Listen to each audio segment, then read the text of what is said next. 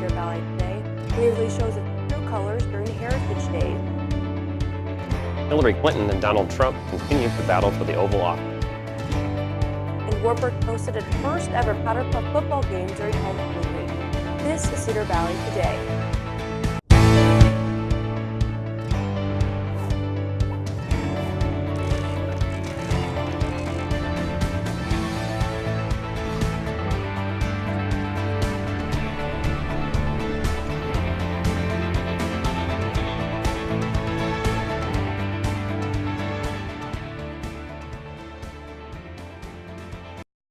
Good morning and welcome to Cedar Valley today. I'm Kaylin Thompson. And I'm Dan Kittle. Waverly Heritage Days has become more popular through social media. Darwin Ritkers, co-chair, said the Waverly Heritage Days started 30 years ago as a one-day parade. It is now the third weekend of July with live concerts, children's activities, and other various activities. The goal is to promote the heritage of the town. This year, they're hosting the Glow Run and the Halloween party on October 29th. Like people to be aware of what Heritage Days is. And we're also doing, it's our fundraiser so that we can hopefully make more money for next year's Heritage Days because it does cost a lot to put that whole weekend together. So we really want to make sure that we have the funds to make it bigger and better each year. With less than a month until the election, political candidates and their campaigns are in full swing. The 2016 election is no longer just Donald Trump versus Hillary Clinton. On Monday, House Speaker Paul Ryan told House Republicans he is going to focus on preserving Republicans' hold on Congress. He said he will no longer defend the Republican nominee, and Donald Trump is hitting back at the GOP. Diane Gallagher has the latest on today's Republican infighting and what the impact might be on the election. Donald Trump is a free man. That's at least according to Trump himself, who shot off a series of tweets Tuesday, including this one. Quote, "It is so nice that the shackles have been taken off me and I can now fight for America the way I want to." Trump fired off roughly half a dozen tweets attacking the GOP, calling them disloyal, and the party leader, Paul Ryan, referring to him as weak and ineffective just one day after the House Speaker said he'd no longer defend or campaign for Trump, Ryan telling others in Congress to do what's best for them. And while dozens of Republicans are jumping ship, when Mr. Trump attacks women and demeans the women in our nation and in our society, that is a point where I just have to part company. others are sticking with Trump. If we're going to move a conservative Republican platform agenda, the best way to do that is with President Trump. But some are worried about the scorched earth Civil War strategy he seems to be embracing. His fight is not with them. His fight is with Hillary Clinton, and that's the message that he's got to continue to embrace. Meanwhile, as new polls show his numbers dropping, Trump, both online and in person, appears to be trying to set a new narrative for his supporters. And we have to make sure that this election is not stolen from us and is not taken away from us.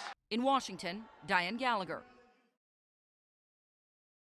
As of today, Donald Trump and his supporters do not have any plans to visit the Cedar Valley in the upcoming days. Clinton supporters and those interested in learning more about her campaign will have some chances today. Former Texas State Senator Wendy Davis will be speaking on Wartburg's campus at 4 p.m. in the White House Business Center, room 214. Senator Davis is known for standing and speaking for 11 hours on the Texas Senate floor to prevent a restrictive abortion bill from passing. Davis will speak about 15 minutes, will answer some questions, and meet people after the event. Former President Bill Clinton will be in Waterloo tonight to campaign for his wife. Doors open at 5:45 for the event in the Ag Building on the National Cattle Congress. The event starts at 6:45 p.m. And after the break, Wartburg sports are keeping busy during homecoming week. Stay with us.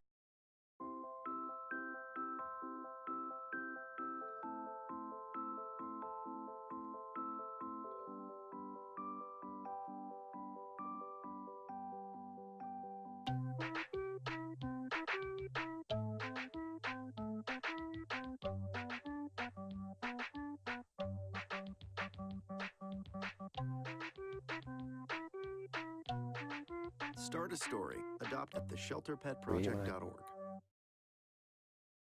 Many Wartburg College sports teams were in action this week.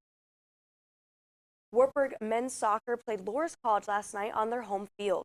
Sophomore Ben Johnson had Wartburg's only goal for the game with an assist from Ayo Adeboye. The Knights lost to Loras 2-1. The Orange and Black are now 8-5-1 overall and 2-2 in the Iowa Conference. The volleyball team also played against the Loras Jayhawks last night. The Knights came out ahead, winning the match 3-1. Top players were Lizzie Blau with 12 kills and Aaron Jones with 11 kills. Another key player was Catherine Nasby with 25 digs and 2 service aces. Wartburg is now 15-5 overall and 4-1 in the Iowa rank. The Knights play Central College at the end of the next week. Wartburg College had its first ever powder puff football game yesterday. 40 girls signed up for the game, and there were 2 teams, upperclassmen versus underclassmen. Wartburg College's intramurals helped out, providing jerseys, flags, and of course, the football. The homecoming committee hopes adding this new element to homecoming week will get more students involved. So we're actually hoping to make it more like a game, have people come and spectate and have it be kind of like a football game that has jerseys that are numbered, and girls have referees that actually know the rules and all that kind of stuff. So when we come back, we'll take a look at what's trending on social media.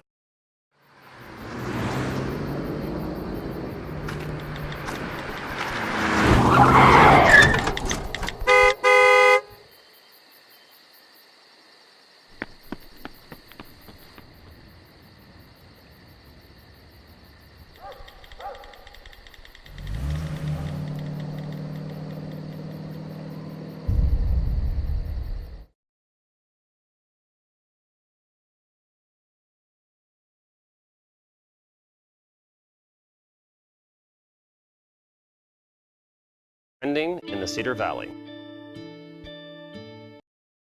Wartburg College students showed school spirit by shining their armor during homecoming week. Students and campus organizations painted windows like the one showed here. Today is the final day to pre-register online at wartburg.edu/homecoming. Homecoming weekend kicks off Thursday with Castle Capers. The Hartman Reserve Nature Center broke ground on a new interpretive center. The Greater Cedar Valley Alliance and Chamber says the remodeled center will provide a welcoming, accessible space for people of all ages. You can learn more about this project at hartmanreserve.org. Waterloo West has been named this week's Class 4A Team of the Week. The team played Cedar Falls last week, defeating them 21-14. The Warhawks currently have an undefeated record, both in their district and overall for this year's season. This week, Waterloo West takes on Mason City at home with their JV game starting at 5 p.m. Now, let's take a look at your local weather.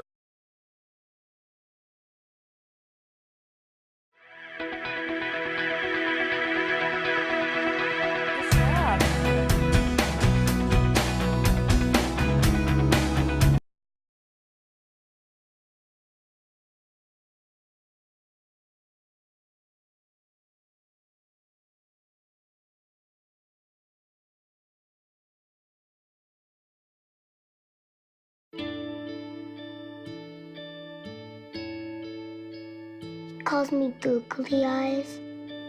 You know you're beautiful, right? You know that? Even you're beautiful. I got bullied for wearing glasses. Share if you're against bullying. We put it out there, just took off. 3 million people have shared this post. Don't let bullies get you down. I stand with you. The whole family's wearing glasses. I wear glasses and I'm proud. I even have the army on my team. All the kind comments brought my child joy. I don't feel thank you is enough. That's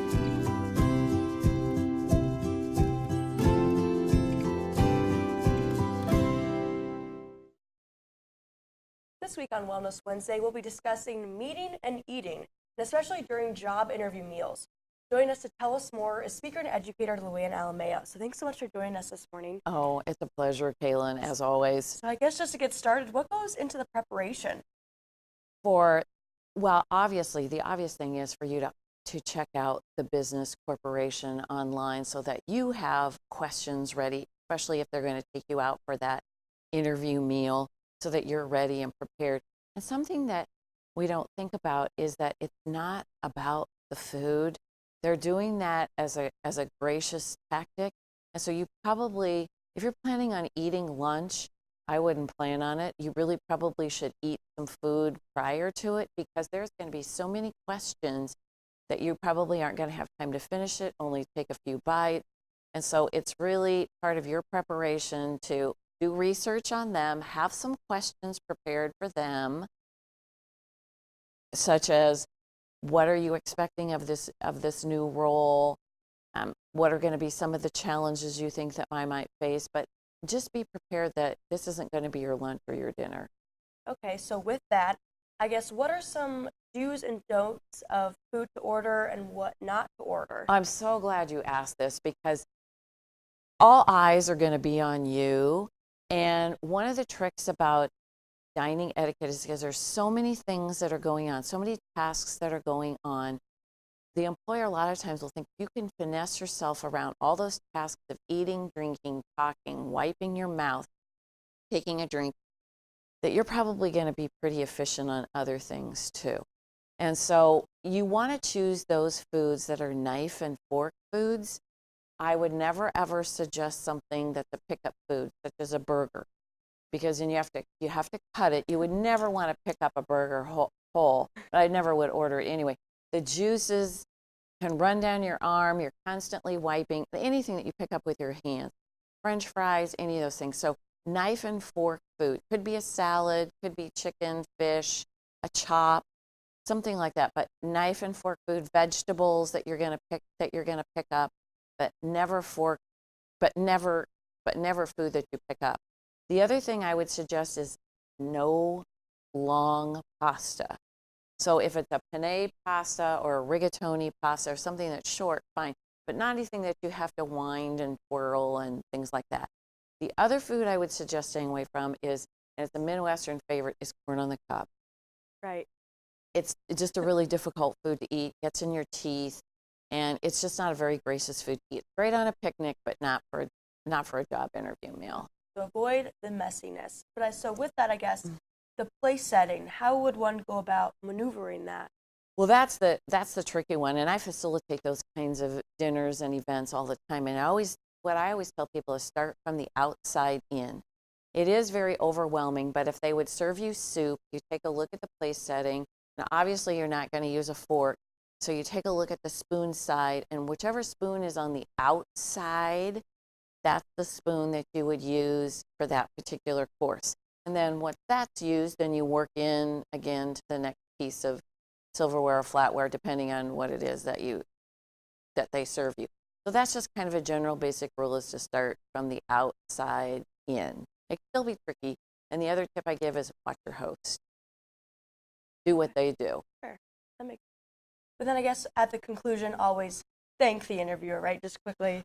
Oh, absolutely. Thank them. And then the other thing I would do is, if the position is going to be filled right away, you need to send a couple of thank yous. And if they're going to fill it right away, send the email thank you right away, but always follow up with that hard copy thank you.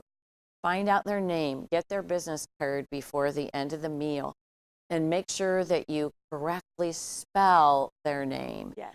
And write that hard copy thank you. Even if they get it days after the interview, you never know what position could come up. Right. So thank you is key. Oh, yes, absolutely. You'll be one up on everyone else.